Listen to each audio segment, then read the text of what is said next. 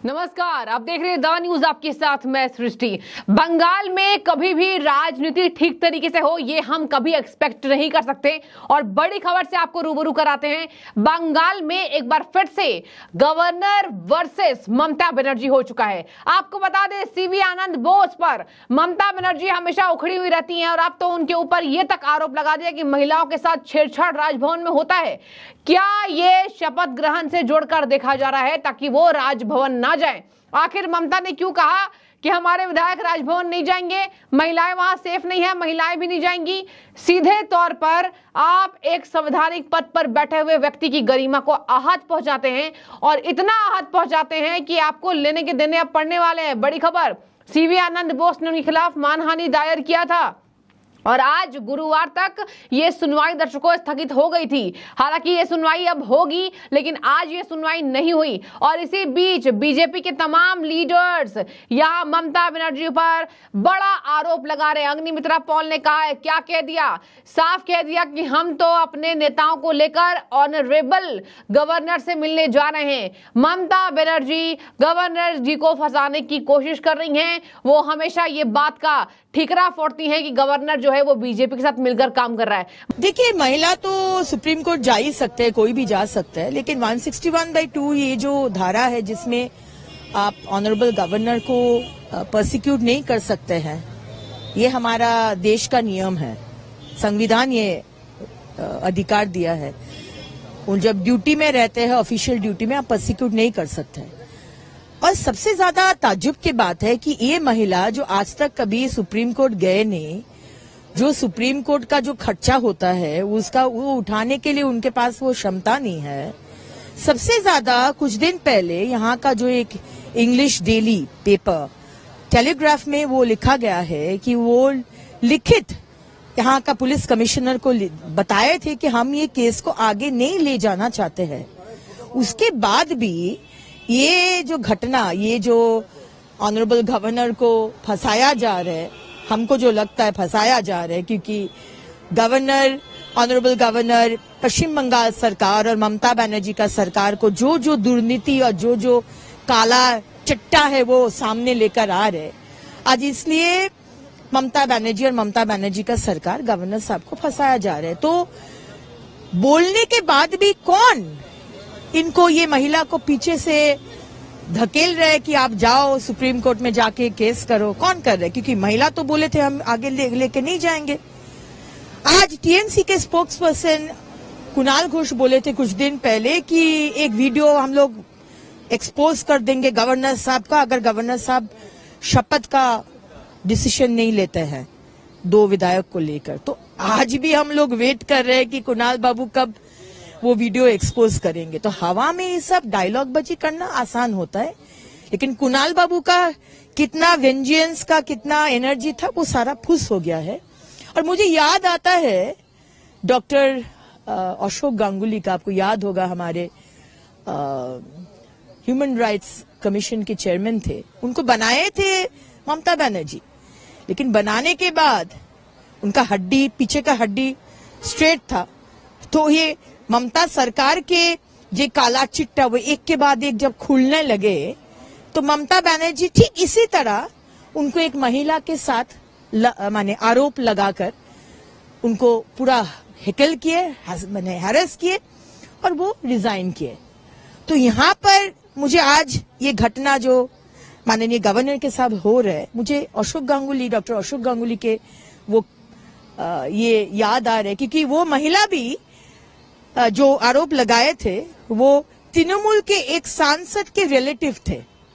और ये भी जो महिला जो गवर्नर के ऊपर आरोप लगा रहे, उनका माताजी पंचायत इलेक्शन में टीएमसी के होकर लड़े हैं। तो दोनों का सिमिलैरिटी हम लोग को समझ में आ रहा है। हम लोग बुर्बक नहीं है, कुछ कुछ समझ में आता है। तो देखते हैं अभी क्या होता है। मतलब यहाँ सारे तंत्र ममता के साथ मिले हो, वो वहां बैठकर अराजकता फैलाए, तो कोई दिक्कत नहीं है। आखिर आपके राज्य में क्या हो रहा है? 2 हफ्ते के भीतर 11 लोग कैसे पिट जाते हैं? आखिर आपके राज्य में महिलाओं को इतना क्यों मारा जाता है? टीएमसी का लीडर को अगर कोई बुजुर्ग महिला गधा कह देती है, इतना पीटा। कल मैंने आपको खबर से रूबरू कराया था कि उस वृद्धा महिला की जान चली गई। अब इनको गवर्नर भी शोभा नहीं दे रहे हैं, यानी कि पूरा अराजक यहां पर फैलाने के लिए ममता बनर्जी ने साम दाम दंड भेद का ये रणनीति अपना लिया है। और बता दें आपको, सीवी आनंद बोस जो है हमेशा दोनों पक्षों की सुनकर कार्रवाई करते हैं। अभी आपने देखा होगा खूब ड्रामेबाजी हुई थी जब ममता बनर्जी के ऊपर ये मानहानि का मुकदमा ठोका गया। तो अब क्या कह रहे हैं इनके वकील, सुनिए जरा। इनके वकील कह रहे हैं कि हम मानहानि के मुकदमे से बचने के लिए पूरे तैयार हैं और हम इसमें बच के भी निकलेंगे। ममता बनर्जी ने साफ राज्यपाल के कैरेक्टर पर सवाल उठाया। मानहानि का मुकदमा इसलिए ठोका गया, कहा राजभवन में गई एक लड़की के साथ सीवी आनंद बोस ने छेड़छाड़ किया था और इस लड़की ने इस पर आरोप लगाया है और यह मामला कोर्ट तक पहुंचा है। और देखिए, आपको मैंने पहले भी ये मामले कई बार बताए हैं। अब मैं आपको बता दूं, ममता बनर्जी ने 27 जून को कहा था कि महिलाओं ने बताया है कि they are not safe in Raj Bhavan, governor house में वो सेफ नहीं है। ममता की टिप्पणी के बाद राज्यपाल ने कहा था जनप्रतिनिधियों से यह अपेक्षा की जाती है कि गलत और बदनामी वाली धारणा न बनाएं। राज्यपाल बोस ने ममता के आरोपों के बाद हाई कोर्ट का रुख किया था। बता दें आपको, यहां पर कहा जा रहा है कि 2 मई को एक संविदा कर्मचारी ने राज्यपाल बोस के खिलाफ छेड़छाड़ का आरोप लगाया था और जिसके बाद कोलकाता पुलिस ने जांच शुरू कर दी। एक बात मैं आपको और बता दूं, ममता की पुलिस क्या निष्क्रिय है? ममता की पुलिस क्या राज्यपाल के ऑर्डर के बाद भी काम नहीं करती है?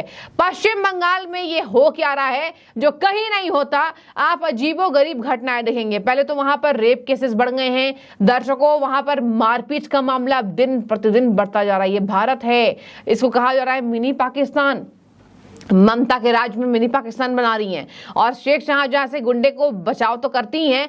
पश्चिम बंगाल का पूरा भांडा जब कैमरे के सामने फुट गया तब ममता बनर्जी उसके बाद भी बाज नहीं आई और ममता के शासनकाल से ही हर हफ्ते ऐसी खबरें निकल रही हैं। आप देखिए ना, रोशनी नेता खातून के साथ क्या हुआ? बीजेपी की नेता है, मुस्लिम महिलाएं बीजेपी की है तो सेफ नहीं है भाई, वहां बिल्कुल सेफ नहीं है। लेकिन बाकी अगर समुदाय को या संरक्षण देने की बात करें तो एकमात्र वो समुदाय है मुस्लिम समुदाय जिसको ममता बनर्जी संरक्षित करती है। अच्छी बात है, आप करिए, लेकिन अराजकता फैलाकर आपके राज्य में सबसे ज्यादा घुसपैठियां हैं। क्या आप उनके वोट के दम पर उछल रही हैं? क्या आने वाले समय में आपको एक बार फिर से राजनीति में हार का सामना करना पड़ेगा? नंदीग्राम से क्यों हार गई थी ममता बनर्जी?